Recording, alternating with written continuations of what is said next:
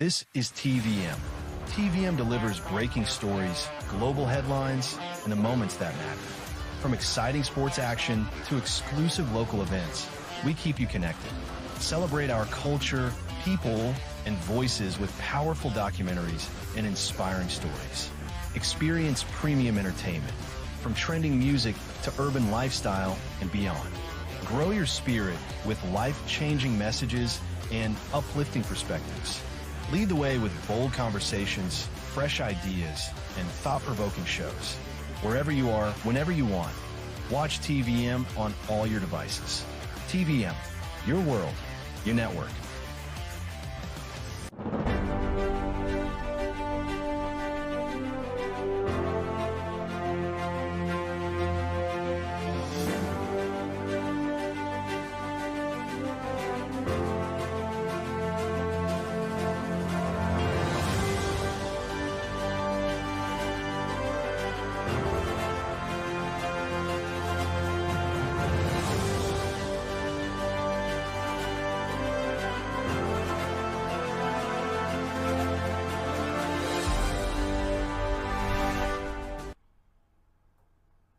Hello and welcome to TVM's Metro Updates. We're broadcasting live from our studios here in the city of Warri, Delta State. I'm Mara Samuels and these are the news making rounds in this hour. The Delta State Governor, Right Honorable Sheriff Warri, has expressed strong dissatisfaction over the standard of construction work at the ongoing Model Technical College project in Erie, located within the Isoko South local government area of the state. The governor made his displeasure known during a rigorous unannounced inspection tour aimed at evaluating infrastructure quality across the state's Isoko regions. Governor Warri strictly warned contractors that his administration will not accept subpar execution or compromise specification under the MORE agenda. As part of the monitoring exercise, the governor also evaluated the progress of the Ozora Modern Market and the College of Health in Overdy, both located within the Isoko North local government area of the state. While reiterating his administration's deep commitment to massive infrastructure development, the governor emphasized that all public projects must meet the absolute highest engineering standards before they can be cleared for official commissioning. Still in Delta State news, Assistant Superintendent of Police Usman Nuhu, along with 4 other police officers, have pleaded not guilty to charges stemming from the alleged extrajudicial killing of 28-year-old musician Ogenemine Ogidi, popularly known as Ogidi Millions. The officers appeared today before Justice M. Unduka at the Delta State High Court 4 within the Asaba Judicial Division. The arraignment follows the tragic April 26, 2026 incident in Efrun Obia local government area of the state, which sparked widespread community outrage. ASP Nuhu faces a 1-count charge of murder, while the remaining 4 co-defendants, including 2 fellow assistant superintendents and 2 inspectors, stand charged with negligent acts causing harm. Following the formal entry of the not guilty pleas, Justice Unduka officially adjourned the case to July 14, 2026 for the commencement of full trial proceedings. Over to Edo State, former Edo State Governor and current Senator of Edo North, Adams Oshiomhole, has sparked fresh national debates after completely endorsing a proposed death penalty law for convicted kidnappers and bandits. Speaking at a political rally in Auchi, Oshiomhole backed the policy put forward by the current administration of Governor Monday Okpebholo, asserting that state governments have the constitutional right to enforce extreme capital punishments for state-level offenses. Let's take a look.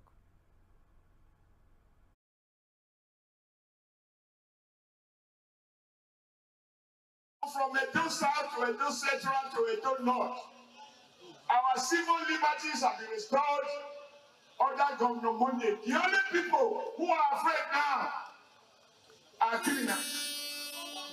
And I stand here to endorse, the declaration by Governor of Edo State, Governor Okpebholo, We are in a federation. Like in American Federation, every state has a right to enact laws on punishment when it comes to state offenses. So, kidnapping and murder fall within the state offenses. And he had decided, together with the House of Assembly, to replace hanging with parish court. What that is done, those who don't want to suffer that should not come to Edo State. So we rise to give it full support. What made diversity beautiful is when different people approach the same issue from different angles based on their own evaluation of the situation.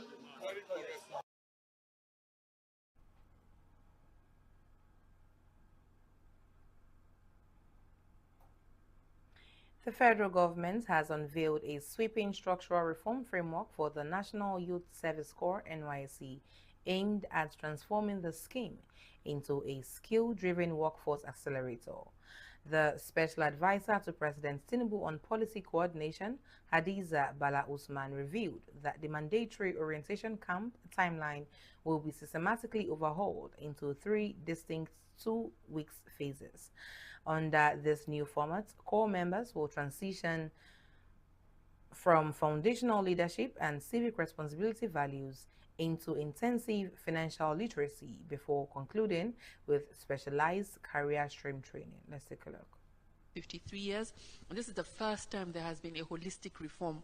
The reform areas speak to all the strategic aspects of the NYSC, starting from the area of the main area of deployment. How are you registering in the NYC? What modality is being used to post you to several states? How are we recognizing the areas where we have security challenges? What constitutes the period with which youth corps are in camp? We've looked to see what we need to do to recognize people's skill set, to recognize what it is that Nigeria needs from the Nigerian youth after graduating. We've segmented the NYSC across 11 different core streams. We have looked to see what are the areas that exist for Nigerian youth that Nigerian youth are interested in. So we looked to see how many streams can be done. By stream, I mean the type of additional training we can provide you as a graduate in having graduated from the university. So within the orientation camp, there's a new structure where you have the first 2 weeks, which speaks to laying a foundation on civic responsibility. You'll be made aware of what it is that civic duties means, our national values, leadership development. The next 2 weeks, we look to career mapping, basic accounting literacy, skills, business planning, access to finance. How do we access finance? And then we intend to introduce a structured career day program to enable COP members engage directly with the public. But importantly, the final 2 weeks, which is a minimal period, we intend to have a focused COP stream specific training. This aligns with the COP member's designated stream based on his choice, based on his academic background and skill profile. We've designated 11 core streams across NYSC. So when you come in as a youth corper, you would now pick which stream you want to participate in. So I'll list out the streams and then we can see how we would interact on that. We have the agri core, we have the medical core, we have the education core, we have the tech and digital core, we have the legal core, we have the public service core, we have the infrastructure core, we have the green core, we have the enterprise core, we have the creative economy core, we also have the paramilitary and security core. So each COP member, once he's in, once he has uploaded and he has been recognized and accepted as a COP member, he's required to pick one of those core. And once he registers in that, then we recognize him as a medical core, and certain trainings will be given for each of those cores within the 2 weeks. What is important is Mr. President, in his usual bold and courageous way, has taken on this holistic reform of the NYSC, which has never been done in the last 53 years of its establishment. NYSC will be civilian-led with clarity of the fact that we need to build the skill set of our youth to enable them function and support the government in building a $1 trillion economy. Thank you very much. The Inspector General of Police, Olatunji Rewandisu, has challenged state governments across the Federation to urgently understudy and replicate the advanced security infrastructure implemented by the Governor of Enugu State, Peter Mba. Speaking to journalists after an extensive tour of Enugu's newly inaugurated ultra-modern command and control center alongside the Attorney General of the Federation, Lateef Fagbemi, the IGP, admitted that he was completely stunned by the sheer sophistication of the facility. Disu, who previously commanded the Rapid Response Force in Lagos, remarked that the technology advancements in Enugu's center far surpass anything he has witnessed locally. The IGP highlighted the center's integration of high-definition AI-powered cameras capable of zooming up to 30 kilometers deep into dense forests, effectively leaving zero blind spots.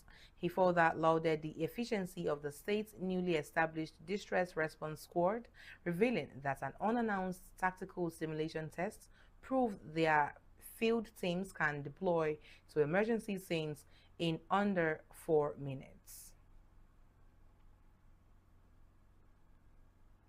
Security forces have dealt a major logistical blow to criminal networks following the strategic arrest of a wanted ammunition supplier heavily linked to terror and bandit groups. Acting on precise intelligence data, tactical operatives intercepted the high-profile suspect while he was on transit along the strategic Abuja-Kaduna highway. According to official briefings, the suspect has been a priority target on the wanted list of multiple security agencies for his deep involvement in smuggling illicit arms across several north-central states. A thorough search of the suspect's vehicle led to the immediate recovery of 81 rounds of live AK-47 ammunition, along with 100 rounds of belted ammunition specifically designed for a general-purpose machine gun. Investigators revealed that the operation also netted the suspect's sister, who is married to a notorious at-large bandit commander. She is actively accused of serving as a key facilitator in the distribution network. A fresh batch of evacuated Nigerian citizens have arrived safely at the Murtala Mohammed Airport in Lagos today. Officials from the National Emergency Management Agency, NEMA, alongside dedicated ground staff from Air Peace, were on hand at the tarmac to receive and assist returnees as they disembarked from the aircrafts. The group of evacuees, which includes young children, students, and citizens of various age demographics, touched down to a heavy downpour of rain at the international terminal. Emergency management teams have set up temporary processing stations within the terminal to provide the returnees with immediate logistics assistance, light refreshments, and essential profiling documentation. Officials state that the joint humanitarian framework will ensure all arriving citizens receive proper administrative clearance and necessary domestic transit supports. The federal government has begun activating smart, bilingual, and alternative schools as part of efforts to reduce Nigeria's out-of-school children crisis and expand access to quality education across the country. The Minister of Education said the initiative will combine technology-driven learning, bilingual education, and flexible learning models to reach children who are currently excluded from the formal school system, particularly in underserved communities. The government also said the program will be supported by improved education data, learning tracking, and targeted interventions to identify, enroll, and retain millions of children who are out of school.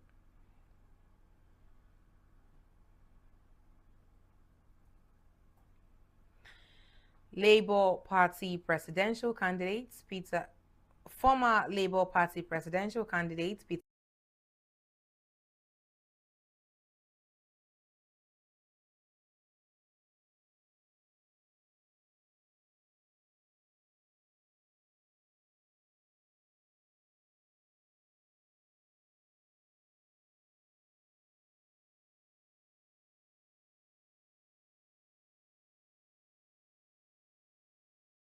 Former Labour Party presidential candidate Peter Obi has questioned whether Nigeria's political leaders are of sound mind after completing his INEC nomination form. Obi said leaders should be prioritizing solutions to the country's worsening insecurity, economic hardship, and other pressing national challenges instead of focusing on political activities ahead of the next general elections. He maintained that governance should remain the priority, stressing that millions of Nigerians are facing rising living costs, unemployment, and widespread insecurity that require urgent attention.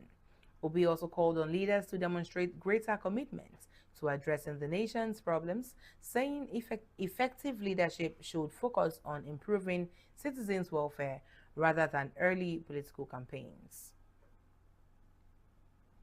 The federal government says it will take diplomatic action against Cote d'Ivoire following the death of Nigerian citizen Osama Murtala, who died in an Abidjan hospital shortly after being released from more than a year in detention without trial. Minister of State for Foreign Affairs Bianca Odumegu Ojukwu said 6 Nigerians who traveled to Abidjan for the phone parts business were arrested under suspicious circumstances, detained without notifying the Nigerian embassy, and only regained their freedom after sustained diplomatic intervention. The minister said Murtala became seriously ill while in custody and died despite efforts by officials of the Nigerian High Commission to secure urgent medical treatment after his release, while the 5 other Nigerians are now being repatriated to Nigeria. The federal government says it will pursue the matter through diplomatic channels to seek accountability from the Ivorian authorities, describing the incident as a painful reminder of the risks many Nigerians face while seeking economic opportunities abroad.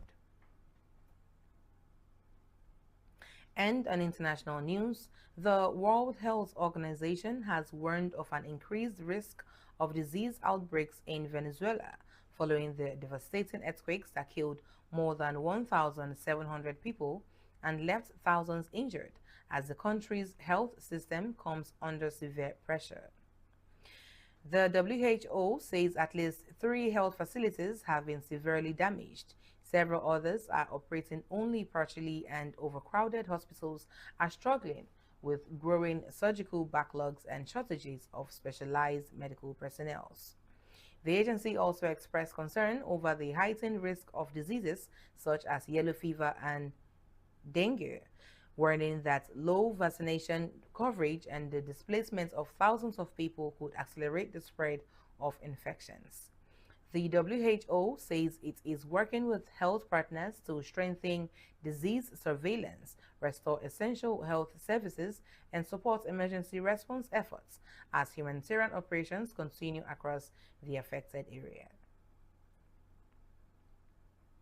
Still on international news, 1 person has been killed and 2 others injured after fresh protests erupted in Nairobi's Matar area over the alleged abductions of two activists.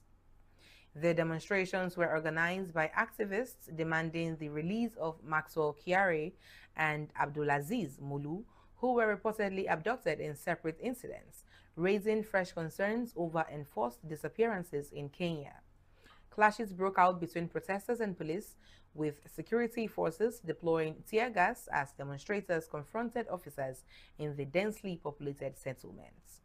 The latest unrest has intensified calls from human rights groups for investigations into the alleged abductions and greater accountability from Kenya's security agencies over claims of enforced disappearances. Tensions have flared across South Africa as thousands of citizens marched to enforce an unauthorized June 30th deadline demanding undocumented migrants leave the country. Demonstrators cite severe concerns over local job losses and public safety as the driving forces behind the protests. However, the South African government has strongly condemned the movement, clarifying that the ultimatum is completely fake and unconstitutional. President Cyril Ramaphosa emphasized that immigration enforcement remains the exclusive responsibility of the state, warning against any act of vigilantism. The demonstrations have created deep anxiety within migrant communities. In response, thousands of foreign nationals from neighboring communities from neighboring countries, I beg your pardon, have actively contacted their respective embassies to seek emergency evacuation and repatriation support. Law enforcement agencies remain on high alert, deploying additional personnel to key hotspots to prevent violence. And in entertainment news, the federal government, I beg your pardon. In entertainment news, rap mogul Kanye West has reportedly launched a scathing public tirade against his ex-wife, Kim Kardashian, vowing to seek full custody of their children over what he calls a total breakdown in parental supervision. The latest friction erupted after 13-year-old North West was spotted showcasing an array of edgy new facials and dermal hand piercings during a recent public appearance. Sources claim Kanye West went into absolute rage, accusing Kim of enabling inappropriate body modifications for a minor and letting adult handlers overstep boundaries in the young teens circle. Let's take a look. We survived. We survived through the cancellation. We're back #1. Do you think the controversy helped you? It wasn't about the controversy. It was about the ability to say how you felt out loud. And if I didn't have the various skill sets of music and clothing and the fan base, they would have been able to destroy me. But because we had all those skill sets, somehow I'm here inside of this universe, able to fight. You can't be destroyed, it would appear. Thank you. Love you. Love you. And love all the people that support it. And you know what I'm saying? We needed to have something that was Apple level. You know, where's the Apple level? It's just me and my bro Elon. That's it. We'll go over to sports, where nearly 1,400 illegal websites streaming FIFA World Cup matches have lost advertising revenue following a major international crackdown aimed at disrupting digital piracy networks profiting from unauthorized broadcasts. Authorities say the operation cut off advertising revenue to piracy platforms and seized hundreds of domains used to illegally stream live World Cup matches, dealing a significant blow to their operations. Officials also warned that many illegal streaming sites expose users to cybersecurity threats, including malware, phishing scams, and the theft of personal and financial information, in addition to violating copyright laws. The crackdown was carried out with support from FIFA, media companies, and international law enforcement agencies, as authorities pledged to sustain efforts against digital piracy throughout the tournament. President Donald Trump has hailed a landmark United States Supreme Court decision upholding state bans on transgender athletics competing in female sports as a historic victory for fairness. In a high-stakes decision delivered on the final day of its term, the conservative majority High Court ruled 6-3 that state-level restrictions in Idaho and West Virginia do not violate Title IX or the Equal Protection Clause of the Constitution. Writing for the majority, Justice Brett Kavanaugh stated that the biological sex differences remain a lawful basis for athletic segregation under federal rules, effectively greenlighting similar prohibitions already enacted in over 25 states. Reacting swiftly to the judicial outcome, President Trump issued an emphatic statement on social media, proclaiming it a, quote, big win that permanently removes what he characterized as a ridiculous situation off the table. The ruling marks a significant legal setback for LGBTQ+ advocacy groups who argue that blanket exclusions constitute unconstitutional sex discrimination. And that wraps up Metro Updates. You can watch us on the go via TVM's app, accessible on Android Play Store. Watch and follow us on our social and digital platforms. I am Mara Samuels. Thank you for watching. Do have a lovely day. Bye-bye.